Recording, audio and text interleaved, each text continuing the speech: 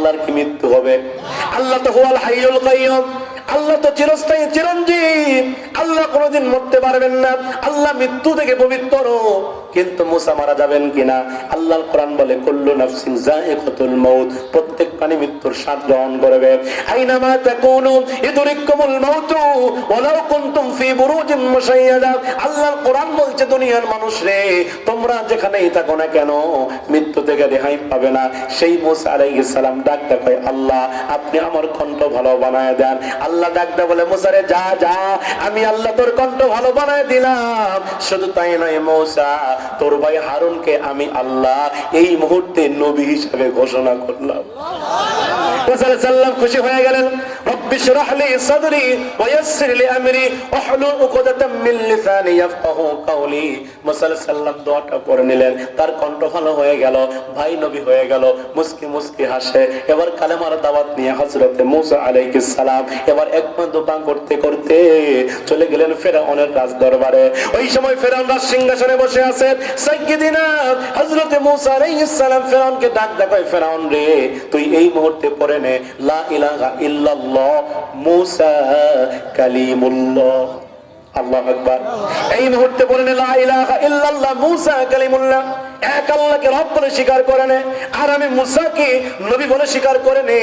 যদি আল্লাহর উপর ঈমান আনতে পারিস আর আমি মুসার উপরে ঈমান আনতে পারিস, ও ফেরাউন তোর মরতে দেরি হবে কিন্তু জান্নাতে যাইতে দেরি হবে না। এই দাওয়াত যখন সাইয়্যিদিনা হযরতে মুসা আলাইহিস সালাম যখন ফেরাউনকে দিচ্ছিল, এই দাওয়াত ফেরাউন যখন পেয়ে গেল, এই দাওয়াত পাওয়ার সঙ্গে সঙ্গে ফেরাউন ডাক দেয় মুসা রে তোর কালেমার দাওয়াত বন্ধ কর, তোর কালেমার দাওয়াত বন্ধ কর। ফাকাল আনা রাব্বুকুমুল আলা, আমি তোর খোদা, আমি তোর রব, তুই আমাকে রব বলে স্বীকার করে নে, আমাকে প্রভু বলে স্বীকার করে নে, আমাকে রব বলে স্বীকার করে নে।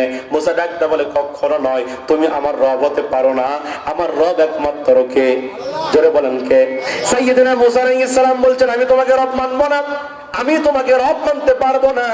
এই কথা যখন সাইয়্যিদিনা হযরতে মুসা আলাইহিস সালাম বলতেছিল, ফেরাউন রাগান্বিত হয়ে গেল। ফেরাউন ডাক দিয়ে বলে মুসা রে তুই যদি আমারে রব হিসেবে না মানিস তাহলে আমি তোরে দুনিয়া থেকে কতল করে ফেলবো, আমি তোর দুনিয়া থেকে বিদায় করে ফেলবো, আমি তোর হত্যা করে ফেলবো।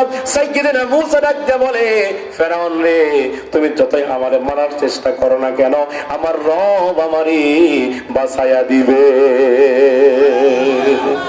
বাঁচানোর মালিককে, মারার মালিককে। আল্লাহ যদি কাউরে বাঁচাইতে যায় দুনিয়ার কোন মানুষ তারে মারতে পারবে? যারা বলেন পারবে নাকি?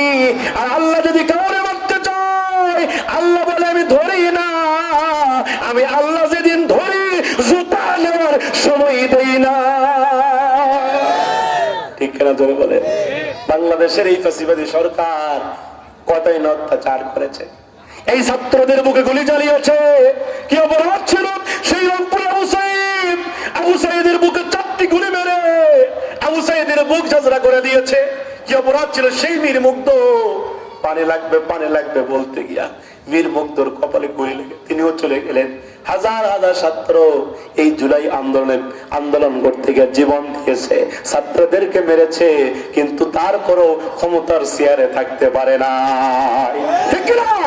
যেদিন 5 তারিখ হলো লংমার্চ ঢাকা, পুরো বাংলাদেশ উত্তপ্ত, ঢাকায় মনে হয় বদর কায়েম হয়ে গেছে, উহুদের ময়দান কায়েম হয়ে গেছে, উত্তপ্ত যুদ্ধ চলছে। সমস্ত ছাত্র ঢাকায় জড়ো হয়ে গেল, লক্ষ লক্ষ ছাত্ররা। এবার সেই ফ্যাসিবাদী সরকার সেনা প্রধানদেরকে চাপ প্রয়োগ করলো, বলল ছাত্রদের বুকে গুলি চালাও, গুলি মেরে ছাত্রদের বুক ঝাঁঝরা করে দাও, বুলেট মেরে বুক ঝাঁঝরা করো, রক্তের বন্যা বয়ে দাও, তারপরে আমাদের ক্ষমতার চেয়ারে থাকতে হবে।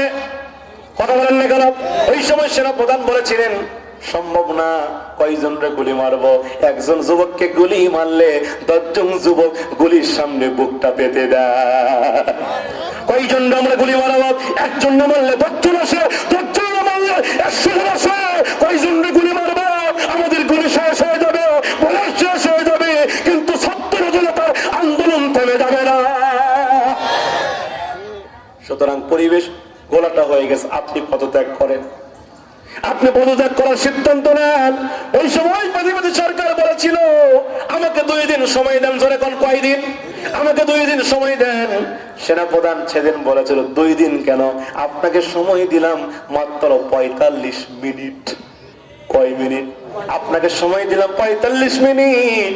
যদি এই 45 মিনিটের ভিতরে ওই শাহবাগ থেকে গণভবনে ছাত্র জনতার আসতে মাত্র 45 মিনিট লাগবে, যদি আপনি এর ভিতরে দেশ ছাড়তে পারেন আপনার জীবনটা বাঁচবে।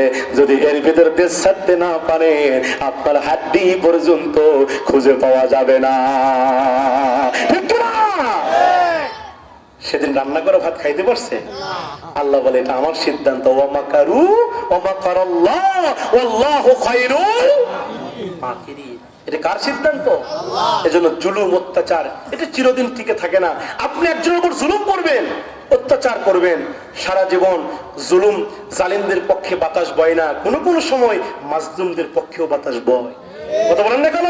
অত্যাচার জুলুম যখন বেশি হয়ে যাবে, একজন নিরপরাধ মানুষকে যখন আপনি অত্যাচার জুলুম করবেন, এর তীব্রতা যখন বেড়ে যাবে। যেমন যখন মায়েদের পেটে বাচ্চা আসে 1 মাস 2 মাসে ব্যথা হয় না, 4 মাসে 5 মাসেও ব্যথা হয় না।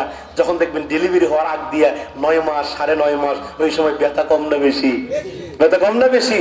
যখন ব্যথা বেশি হয় তখন বোঝা যায় যে সন্তান ডেলিভারি খুব দ্রুত হবে।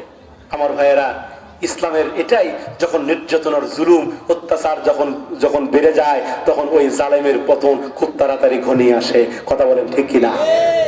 সাইয়েদনা মুসা আলাইহিস সালাম বলছে, ফেরাউন তুমি আমাকে যতই মারার চেষ্টা করো না কেন আমাকে বাঁচাবেন কে? বাঁচাবেন কে?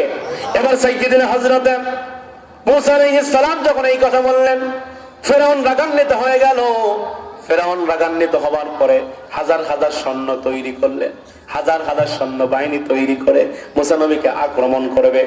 সাইয়েদনা মুসা আলাইহিস সালামকে আক্রমণ করবে মারার জন্য হযরত মুসা আলাইহিস সালাম তিনি তার উম্মতদেরকে নিয়ে দৌড় মারলেন। সুবহানাল্লাহ বলেন। তাফসীর ইবনে কাসিরের মধ্যে এই ঘটনাটা আসছে। তিনি এবার দৌড় মারলেন।